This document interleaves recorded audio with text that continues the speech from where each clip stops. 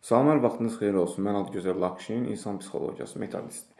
Bugünkü mövzumuz ondan ibarət olacaq ki, bəzi insanlara sən kobudsan, sən dəlisən, gitsən, xəstəsən kimi şüarlar səsləndiriləndə, amma onun daxilində içini qulaq asıb dinləmək yoxdur. Bəlkə onun aldığı travmaları, yaşadığı həyatın pis senzurasını sən yaşasan, sən iki qat dəli olarsan.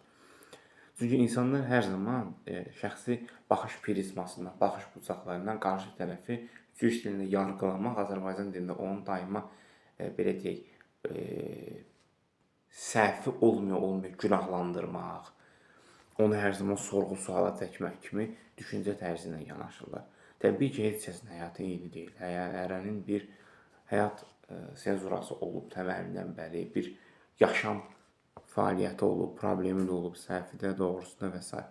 Amma ümumən götürürsən hər hansı bir növ problemi, eyni insanların başına gələn, daha ki, iki insanın başına gələn də belə tutun fikirdən.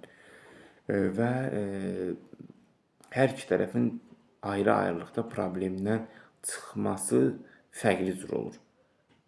Biri yenidən səhv edir, biri doğrunu tapır, biri bəlkə doğruya yaxın da gəlmir kimisindən.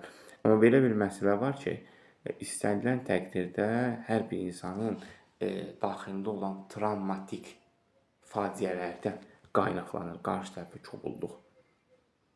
Çünki pis reaksiya cəhənnəm. Yəni, bu rədd olsun, bunun bu söhbətə dəxli yox. Amma yaxşı reaksiyaya da pis təsir göstərəndə, deməli, bu həqiqətən travmalıdır. Çalışın bu tipli şəxslə çevrənizə varsa, yargı yerində qulaq asın həmin şəxsə. Bəlkə də aldığı travmada sənin də başına gələ bilər. Seanslarımız əyani və onlayn şəkildə həyata keçirilir. Qoşulmaq istəyənlər şəxsi mesaj verməsi məlumat verə bilərlər.